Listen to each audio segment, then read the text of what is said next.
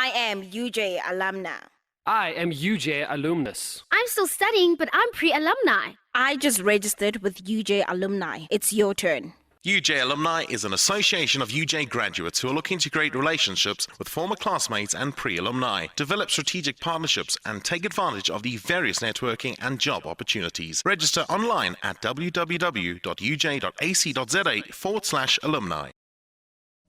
So, getting into the segment itself, as you do know, and I did explain, would like to welcome to the alumni segment on the Ego Trip every Friday afternoon. This segment was put together by our alumni office. For those of you who still don't know what is alumni, this is the right time to be listening to the show. We do have Victor in studio, our marketing guy. Victor, like I said, welcome to the studio, my friend. Yes, thank you. Thank you very much. It's always lovely to be here. I'm glad that you are definitely here. I know today you've brought in a very important guest, especially to people who are of the eye. Hey, we thought, you know what? We thought, let's make people jealous out there and bring in eye candy, but they're going to hear about it. Because, last week we had a very intense interview. It was very economical. It was very investment-like. Yeah, that's how we like to roll. First of all, we like to give them with all the knowledge, all that power that comes with the brain. But here today, we thought, let's do something social. Let's do something also on a lighter note, and let's be something great, actually. Make it on a lighter note. It's payday at the end of the day. Okay. All right. I've heard enough of your voice. We're going to come back to you. Hello. Good afternoon. Hi, how are you? I'm good, thanks. How are you? I'm good, thank you very much. Ntsiki Mkhize, welcome to the Ego Trip. Thank you so much for having me on the Ego Trip. There's a lot of, I won't say ego, but a lot of it's called great energy going around. We have to. Thank you so much for taking time. And I want to clarify something before we continue the show. I got a little birdie said to me, your first princess. Another one said your second princess. Which one is it? I'm second princess. Second princess. Yes. Okay, you see, I like the second birdie because that was the right answer. All right, so I do have the second princess in studio, and we're going to be talking to her, talking about where she comes from, what she's been through, what did she study, but also her knowing that she's a UJ alumni, a CSESE ambassador, and most importantly, she is a beautiful lady. Vic, one more question. Yeah. What does it mean to be an alumni? Being an alumni just means you're a graduate of UJ. Yeah. And we at UJ would like to still keep our students part of the family. And being part of the UJ Alumni Network allows you to get great benefits that we provide you guys. Yeah. Just like 1,000 Rand on your on your postgraduate degree. That's correct. We still allow you access to all the major facilities like the library, like the computer areas. You still get invites to all of our events, and which is a great platform for networking. So it's not a bad thing to join the UJ Alumni Network. And as a current student, you can still be registered as a pre-alumni. You can still get those exact same benefits, guys. Sure. So, getting into it, Pamela, which name do you prefer? You have Pamela, you have Ntsiki. Which one is it really the one that you prefer? I like Ntsiki. Why? It's just, full of soul. And also, like, how many Ntsikis do you know? It's Pan-African. Yeah, we'll go with that. Representing UJ alumni. That is a politically correct answer. She just asked, like, how many Ntsikis we know, right? We know quite Isn't there one? There's outside? one in the office. There's one in the office? Yeah. It's cool. Ntsiki is a nice name. I like it. It means blessing. Okay. So. No, we'll take it. Born in Limpopo, finding your way around so many different communities, making your way around probably the majority of the East Rand, and you moved again. And the biggest thing I'll probably ask, why did you move so many times? My parents, I wasn't in control of my moving. I was born in Limpopo. I only lived there for a month. So like the first month of my life, which I do not remember. So you do not So are you saying you do not represent the beautiful people of Limpopo? No, Limpopo is great. My mom's side of the family is there. Yeah. We go visit. It's hella hot. But I'm a Joburg East Rand girl to the core. So my dad is from the East Rand. And so I grew up in Benoni, Kokasi, and then... But that's not a Kasi. That's like a terrorist zone. Oh, but... No, but hey, Benoni. Don't show your face. Don't show your face. Sure. But yeah, so I grew up there. That's where my dad is from. And then obviously, my parents made a little bit of money, moved out the hood. Yeah. Went to the burbs. And then... Primrose? Primrose. Then dad had a vision to move to a farm. for his own reasons. I'm still not sure. I'm adamant it was to keep us away from the boys. I'm adamant because we all know why. It was borderline almost starting high school, and I was like, this man is smart. He's smart. No one's driving that far to come see you. He doesn't know about us. We'll take a plane to come see you. Because now y'all have money, but high school kids, they were just like, Fair enough. So he wasn't taking any of those risks. So I grew up on a farm most of my post-childhood life, and it's been good. And you're very, very eclectic, and I mean that's quite a big portfolio within your upbringing. Yeah. How did you get into sports? I was that active kid, always left behind until 4 o'clock in the afternoon. Sure. So instead of after school care or waiting around to get picked up, I was like, okay, cool, I'm going to do sports, And it was just fun. And it was also like those, when you're in school, they go, okay, we're going to do PT now. And the teachers make you do stuff. Yeah. Then you do stuff and you're actually good at doing stuff. And the teachers are like, okay, join us after school for athletics training. And then coach this, we'll see you and say, hey, when you're done with that, come to this. And it just became part of And you thoroughly enjoyed. I mean, from athletics to netball to volleyball, softball, touch rugby in high school. I also played touch rugby, Easton's. I played for Easton's Exactly. too. Maybe that's where I know you from. Hello. This is just a touch rugby. I played the real 15 aside, guys. That's why I got bruises on my hands and back. My man, you had to sweat with 15 other men on the field. Tonight it was touch out. Let's go. So look, we lived an easier life. Oh, amazing. Probably that's where I do. Maybe from Easton's, yeah. Oh, awesome stuff. And I mean, how did you now get into this life of now doing judo, gymnastics? I mean, clearly you did everything. I did a lot. I was very fortunate enough. My parents weren't the no kind of parents. Yeah. So they let me. Looking back, I think my mom was a little crazy. I don't know how she managed. Because my dad was honest. He was like, I need to move to anywhere. I'm going to move to anywhere. You will make a plan. So my mom was the person to drop us off, wait for us, pick us up. And every sport I wanted to do, she didn't say no. And my parents would let me try something. And if I was good at it, I would do it. If I didn't like it, I was like, I did cricket because I thought it'd be cool. And I lasted for like 2 weeks. And I was like, it's not for me. You're probably the type of person that whenever it was awards evening, the lady would be like, Ntsiki Mkhize. Robbery. That was you. You were literally the robber of the show because clearly you took everything. I wouldn't say I was the robber of the evening, but I was close in the top 5, Sure. Those names that you're like, okay, Yimi knows one man. Okay, cool, it's on this evening. They didn't like you. And how did you get past that? I mean, obviously being an overachiever, especially in something that whereby a lot of people would love to do sports, but they don't have the energy or that drive. It was hard. I think for me personally, it's one of those things that's given me thick skin. So in primary school, the kids didn't like me. One, because I looked more mixed race when I was younger than I do now. So for one, it was like, who do you belong to? And then, and then secondly was, who's that black girl that goes to aftercare? Like, who does that? Who do you know? What's mine? So there's a bit of hateration in that regard. But it gave me thick skin, and I had support, so it was not a biggie, And my parents were always there and supportive, and don't worry about people throwing shade, that kind of thing. And also when you get good at doing something and you're good at it, like it's okay. You don't need validation from your peers. It's hard when you're a kid, but when you get older, it's one of those things for me that was a good training ground. Sure. If you're just joining us, it is UJFM 95.4. It is the show we call the Ego Trip between 12 and 3. In studio, it is our segment every Friday. It's called Flashback Fridays, where we bring in someone who's a UJ alumni, who's also doing exceptionally well. And today, we are in the presence of the lady herself, Ntsiki Mkhize, who was the second princess for Miss SA. And I mean, obviously, you probably want to be like me right now.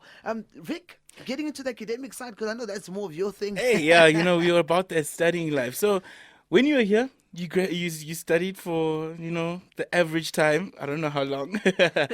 They call it record time, I believe. Oh, did you hit the record time? I hit A lot of people miss that record. Hey. You know why? I think there are a lot of people miss the record time because it's a lack of focus. But I think she can tell us more about it. Exactly. So you're not just a pretty face. You hold a BCom in honors, actually, in logistics. as well as a BCom Marketing Management degree. Thank you for putting me under pressure. It's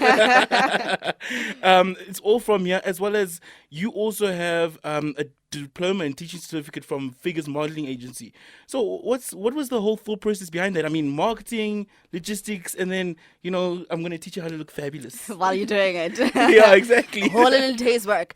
For me personally, I wanted to do stuff like, impact people, make a change in the world and that sort of thing, So initially I wanted to be president, and Nelson Mandela was like my icon for that. And I was like, okay, what did he do? Studied law. Okay, fine, I'll go study law. And then when I got to high school, I did debate, and I realized I didn't like arguing. So I was like, okay, there goes being a lawyer. And then I was really passionate about adverts. I was like, I want to make good commercials, stuff that really inspires people. And so instead of going to like a AAA something, my dad was like, go and learn how to do the adverts and run a business as well, which was the best piece of advice. I believe my dad is one of the best pieces of advice. I mean, that's a good thing because you got a commerce degree. Commerce, so it covers everything. No, I can do a lot. So it's great. And he really spotted that entrepreneurial spirit in me at a young age. So pushing me in the BCom direction was great. I'm very passionate about Africa, moving people, moving goods, and really developing our continent.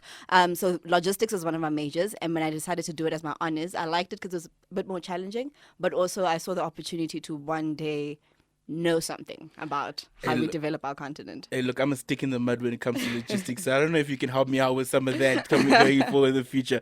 But I mean, you got these degrees. Have these ever happened to help you, post university life?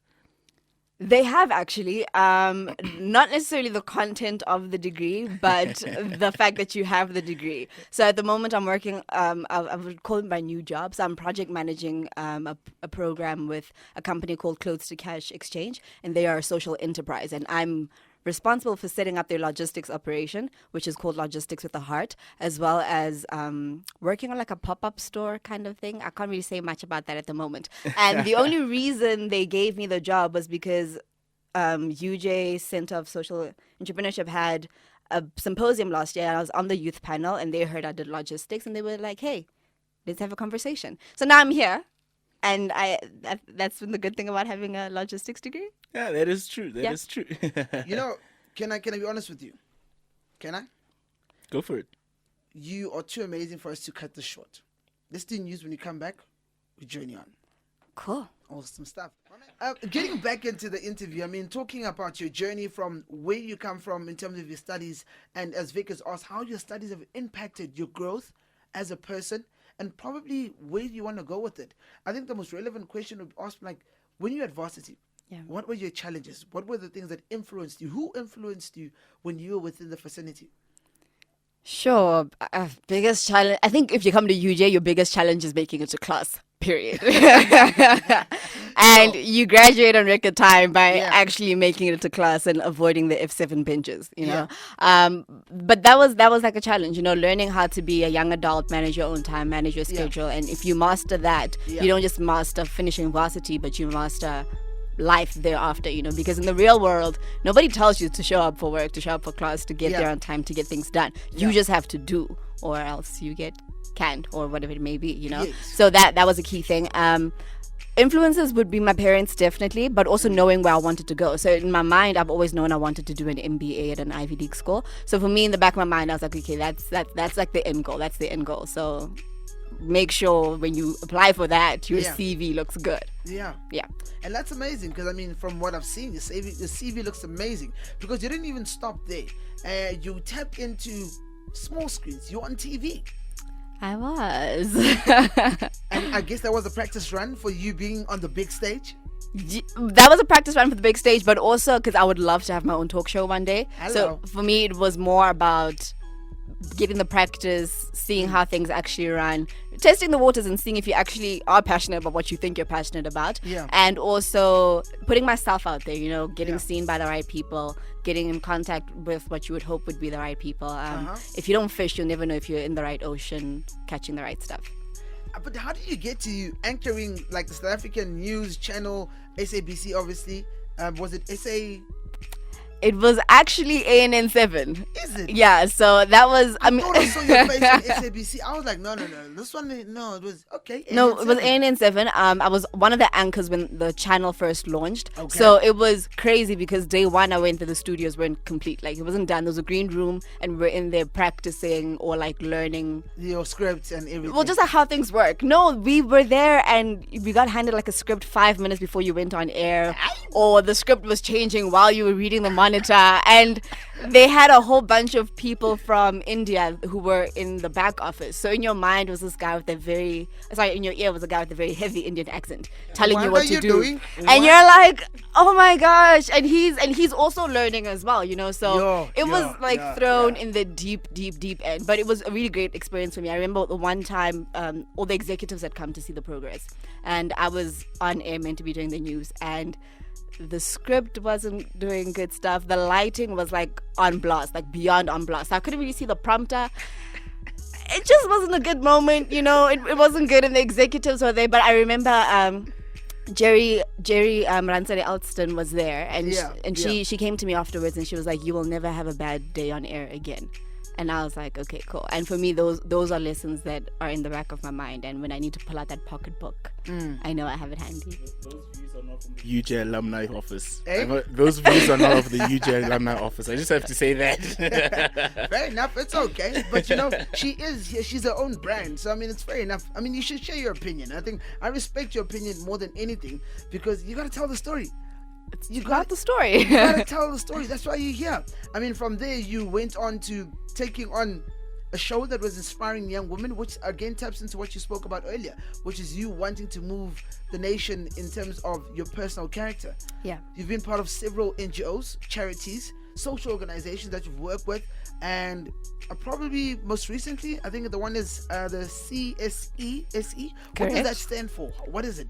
It's the UJ Center for Social Economy and Social Enterprise. Entrepreneurship. Entrepreneurship. Yeah. Are you sure? Center for Social Entrepreneurship and Social Economy. Okay. Yes. And you're the ambassador. Yes.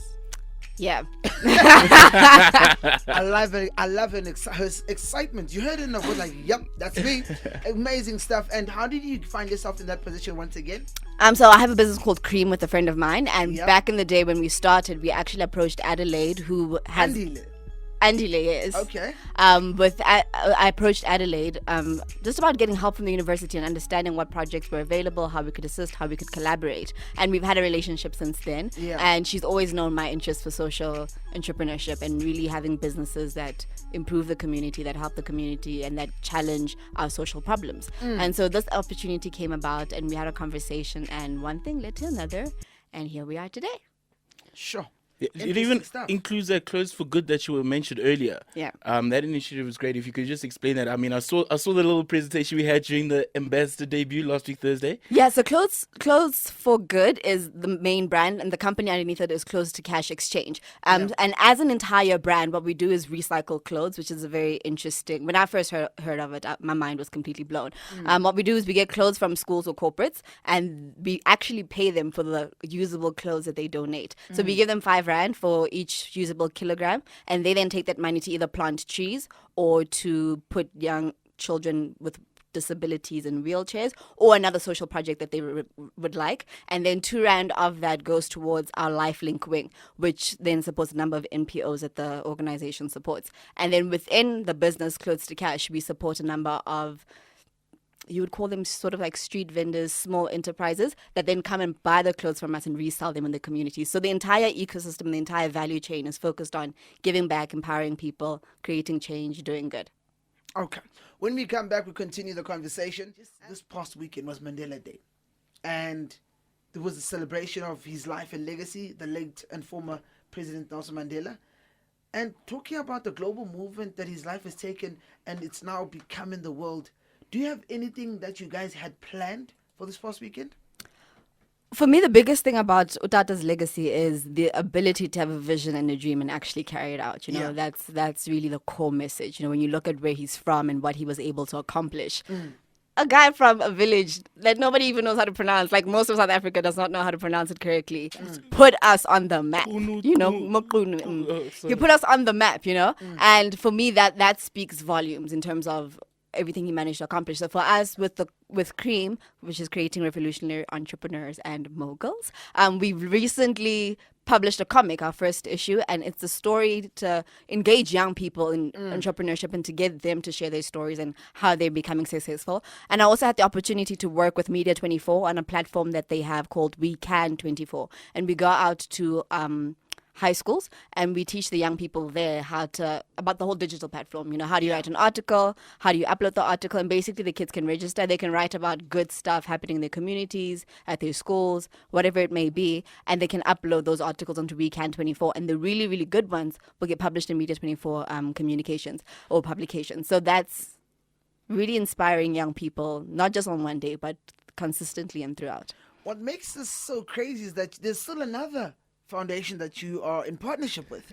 Yeah. The Princess Foundation, which you are with in partnership with the first Princess Urifile Ntimunye. How in the world do you get the time to come? What do you guys do there?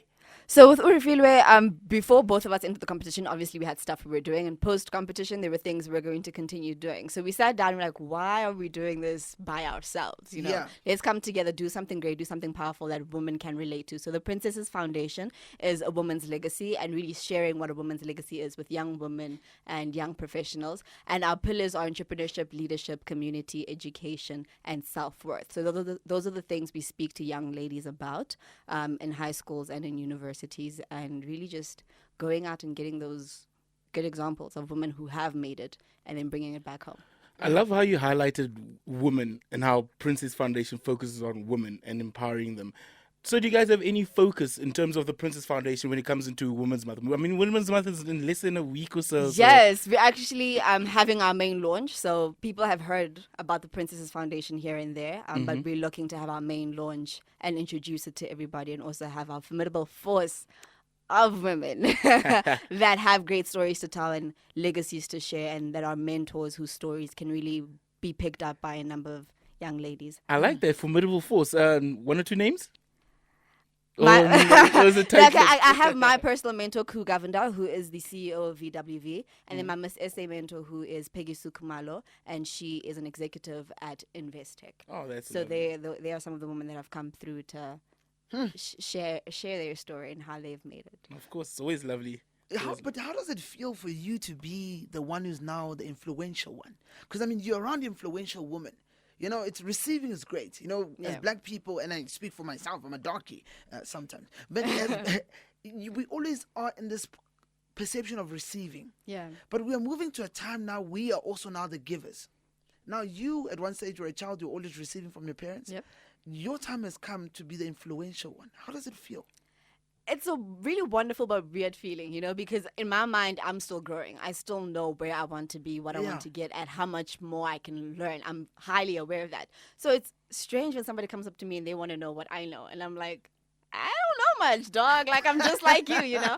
But you realize, you know, you have been able to achieve and accomplish certain things that it's really great when your peers acknowledge and recognize you first and appreciate it and want to know more about it, you know. So for me, it's a great sense of responsibility, you know, being responsible with the information that I have, the people I have contacts with, and being responsible to share that information with other young people and helping them be successful.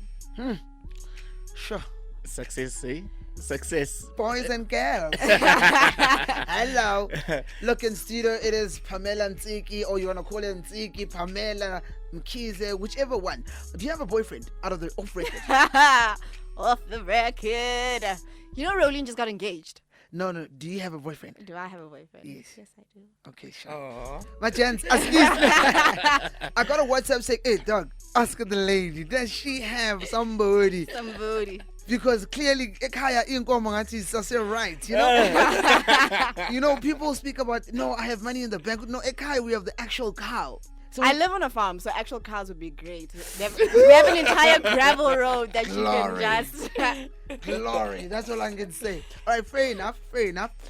Getting into probably the last two questions of our interview. Vic? Yeah, I like how you're focusing on women. And women are actually one of the unknown driving force behind the business sector, and a lot of people don't understand that women are actually up and coming, and they're just as powerful as men. And we do understand there's a heavy inequality when it comes to the business sector, and I know a lot of organizations lately have been looking to forcing a change in their power balance to now force equality, get women to feel that same sort of respect, if I could put it that way, that men feel that women need to get. Have you or any of your organizations focused on that? Have you guys actually touched on that situation or issue? Not directly in the private sector. I think in terms of the amount of influence we have and how much we can actually walk into some big corporate and say, hey, empower women, Where I'm not there yet. I'm not Olivia Pope yet, But in terms of the things that we do with the Princesses Foundation and going out and speaking to young women, a lot of those women are ladies in call centers that we'd like to talk to, ladies in different positions where you really like, okay, what do I do with my life? Where am I going? How am I getting there? I have the opportunity to, I'm not sure if I'm allowed to mention the company, but no, speak. McCain graduates, they've invited me to come and speak to their graduates next week on sort of getting ahead, Sure. So those are the few opportunities and pockets of opportunities that are there, and hopefully there'll be more of them to come. It's always lovely to have that around. So, but we, we believe in motivating students. It goes a long way, to encourage them. Yeah. So, do you have any words of advice for encouragement for future alumni?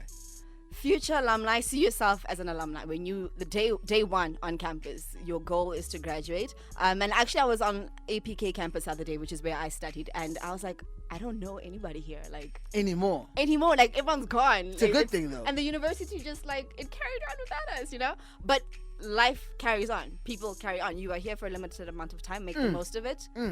Do the best you can and move on. But also keep the end in mind. I think a lot of the times our biggest challenge as young people is that we're very short-sighted and we don't get the concept of delayed gratification. So if we can really embody that and think beyond what happens after graduation, we can really accomplish so much more. Sure. In closing, well, we don't want to close, but hey, look, we can go out for lunch. That's fine. I think probably the final question will ask, you know what? A lot of people follow your work, have heard of your work, and people see you exclusive. They're scared to greet you. They're scared to celebrate. Hello. So weird. It's reality. It's reality. But I think the biggest thing is that now, if people want to be in your presence, they want to follow you, they want to know what you do, and probably they want to also volunteer, donate, or be a part of what you do. How do they go about doing that? Sure. For Cream, you can follow us. We have a website, www.creamsa.co.za. Personally, on my social media, Twitter is at Ntsiki _Mkhize, Instagram is Ntsiki _M, and my Facebook is Ntsiki Mkhize. There's a page, and there's my personal page as well, which is Pamela Ntsiki Mkhize. So just follow all these things. And we also have a page, the Princesses Foundation. Look, it looks good from the outside, right? But at the moment, we're still in a position where we're doing everything ourselves. We haven't made the kind of money that's allowed us to ball out on other people. Yeah. But that's where we'd love to go. But at the moment, working on finding the 25th hour in the day. You're only 23. 24. I just turned 24. Oh, you just turned 24? Yeah. Yo. All right, fair enough. I'll just take a moment to just say thank you very much for taking time to be a part of the segment, to be a part of, I guess, enriching someone else. Thank someone you very out much. there will be like, look, yo, Pamela, she's a woman of substance. And we need women like that. We do. We need better and greater role models. Especially closer to our age, so it seems more practical. Very true. No more, just praise where good work is done. Thank you so much for having me on the ego trip. It's been great. And people can come say hi to me. I'm not scary. I don't bite. Just, oh, hello, chef. Okay, no, fair enough. Vic? Just one thing from the alumni office, please, ladies and gentlemen, follow us on all of our social pages. Yes. Twitter, UJ Alumni. Facebook page, we got a UJ Alumni as well. LinkedIn is up, so join the UJ Alumni Network. That'll be lovely. So yeah, you'll find more stories about Ntsiki Mkhize herself right up there, as well as more influential UJ alumni. So guys, keep the following and keep the listening. Oh, sorry, before you sign out. No problem. One more thing, Clothes to Cash Exchange. If people are interested in donating clothes for that, they can go to our website and there's information on there. All right. No, thank you very much from my side. It's been a pleasure and an honor. In a bit, getting into your latest news at